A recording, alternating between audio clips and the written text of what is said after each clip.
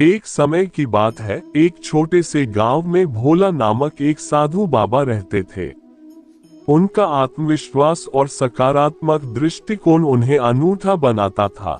उनकी कहानी ने गांव वालों को नई दिशा दिखाई और उन्हें जीवन में सफलता की ओर प्रेरित किया। भोला बाबा का जीवन एक सामान्य से अधिक था। वे अपने छोटे से आश्रम में गरीबों के लिए शिक्षा और आध्यात्मिक उन्नति का कार्य करते रहते थे। उनकी शिक्षाओं ने गांव वालों के दिलों को छू लिया। भोला बाबा ने कभी हार नहीं मानी और सभी को योग्यता और समर्थन के लिए प्रेरित किया। उनकी गुरु भक्ति और सेवा भावना ने उन्हें अपने शिष्यों के बीच महान प्रेरक बना दिया। भोला बाबा ने गांव के युवाओं को उनके सपनों की पूर्ति करने के लिए प्रेरित किया और उन्हें साहसिक निर्णय लेने की क्षमता प्रदान की। उनका आदर्श जीवन और सजीव उदाहरण ने गांव को सुप्रेरित किया और उन्हें उनके मार्गदर्शन में चलने के लिए प्रेरित किया। भोला बाबा की महानता उनकी ईमानदारी, सादगी और समर्पण में थी।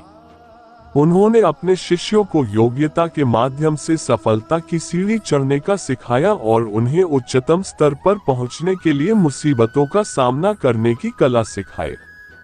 गांव वालों ने उन्हें भोला बाबा कहकर पुकारा क्योंकि उनकी सादगी और आत्मविश्वास ने उन्हें सबकी भलाई के लिए एक बड़े भोले दिल वाले बाबा के रूप में स्वीकार किया। भोला बाबा की कहानी ने साबित किया कि आत्मविश्वास, समर्पण और सादगी से भरा जीवन कैसे जीता जा सकता है। उनकी मोटिवेशनल कहानी ने गांव को सकारात्मक रूप से प्रभावित किया और युवा पीढ़ी को सही मार्ग पर चलने के लिए प्रेरित किया। भोला बाबा के आध्यात्मिक संदेशों को सुनने के लिए लोगों को प्रेरित करने के लिए विभिन्न तरीकों से उन्हें नोटिफिकेशन मिलते थे। भोला बाबा ने अपने शिष्यों और अनुयायियों को जीवन के महत्वपूर्ण मुद्दों पर विचार करने और सकारात्मक दृष्टिकोण बनाए रखने के लिए उन्हें प्रेरित किया। 1. तारांकन प्रातः स्नान की योजना। भोला बाबा का पहला नोटिफिकेशन रोजाना सुबह आता था, जो लोगों को प्रातः समय में स्नान करने के लिए प्रेरित करता था।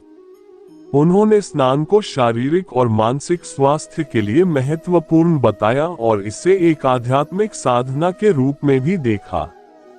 2. तारांकन ध्यान और मेडिटेशन सत्र। विचारशीलता और मानव चेतना को उत्तेजित करने के लिए भोला बाबा ने ध्यान और मेडिटेशन सत्र का नोटिफिकेशन भेजा। उनकी मार्गदर्शन में लोग नए ऊंचाइयों की प्राप्ति के लिए ये सत्र सबसे उपयुक्त था। 3. तारांकन साप्ताहिक सत्संग। भोला बाबा ने साप्ताहिक सत्संग का आयोजन किया, जिसमें वे आध्यात्मिक विषयों पर चर्चा करते थे। इस सत्संग में शामिल होने के लिए नोटिफिकेशन लोगों को आत्मविकास और सामाजिक संबंधों में सुधार करने के लिए प्रेरित करता था। 4. तारांकन सेवा का कार्यक्रम। भोला बाबा ने नोटिफिकेशन के माध्यम से लोगों को सेवा के कार्यक्रमों में भाग लेने के लिए प्रेरित किया। यह उनका संदेश था कि सेवा करके ही हम आत्मा को सच्चे सुख का अनुभव कर सकते हैं। 5. तारांकन आत्म प्रगल्भता के सत्र। भोला बाबा ने आत्म प्रगल्भता के सत्र का आयोजन किया, जिसमें उन्होंने लोगों को आत्मा के आंतरिक स्वरूप को समझने और स्वीकार करने के लिए प्रेरित किया। 6. तारांकन सफल जीवन के मूल्य। भोला बाबा ने नोटिफिकेशन के जरिए लोगों को सफल जीवन के मूल्यों पर विचार करने के लिए प्रेरित किया। उन्होंने बताया कि सफलता सिर्फ अच्छे शिक्षा या धन से ही नहीं, बल्कि आत्मसमर्पण और सच्चे मूल्यों के साथ जी जा सकता है। महादेव हिंदू धर्म के प्रमुख देवता में से एक, ब्रह्मा, विष्णु और महेश की त्रिमूर्ति का तीसरा स्वरूप है। उनका जीवन एक रोमांटिक और आध्यात्मिक कहानी से भरा हुआ है।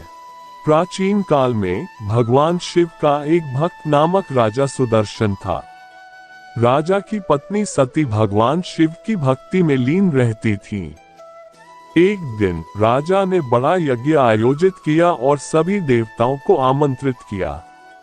हालांकि वह भगवान शिव को ध्यान में लगे पाए नहीं कर पा रहे थे। सती ने यज्ञ की आमंत्रण को देखकर महाराज को समझाया कि भगवान शिव को भगाने की कोशिश न करें, क्योंकि वे ध्यान में लगे हुए हैं। अंग्रेजी कहावत के अनुसार राजा ने इसे नजरअंदाज किया और यज्ञ जारी रखा। इस पर भगवान शिव की भक्ति में रुचि जागी और वह अपने साधक नंदी के साथ यज्ञशाला में पहुंचे। शिव के आगमन से यज्ञ का आभास हुआ और सभी देवताएं अचरज में थीं। यज्ञशाला में भगवान शिव की दृष्टि राजा सुदर्शन की पत्नी सती पर पड़ी, जिससे उनकी मोहभंगिमा बढ़ी। सती ने अपने मन में उत्कृष्ट भावनाएं बना ली और वह भगवान शिव को प्राप्त करने का आशीर्वाद मांगने लगी। भगवान शिव ने सती की परीक्षा लेने का निर्णय किया और उन्होंने कहा, तुम्हें मुझसे शादी करने के लिए तैयार होना होगा, क्योंकि यह आध्यात्मिक संबंध है। सती ने अपनी तपस्या और साधना से अपने आत्मा को पवित्र किया और भगवान शिव की पत्नी बनी। उनका नाम पार्वती रखा गया और उनका विवाह हर्ष और उल्लास के साथ मनाया गया। पार्वती और शिव का यह आध्यात्मिक संबंध संपूर्ण ब्रह्मांड के निर्माण में महत्वपूर्ण भूमिका निभाता है, जिससे हमें सत्य और प्रेम की अद्वितीयता का अनुभव होता है। इस कहानी से हमें ये सीखने को मिलता है कि भगवान के साथ अद्वितीय रूप से जुड़ने के लिए तपस्या, आत्मसमर्पण और आध्यात्मिक साधना का महत्व है।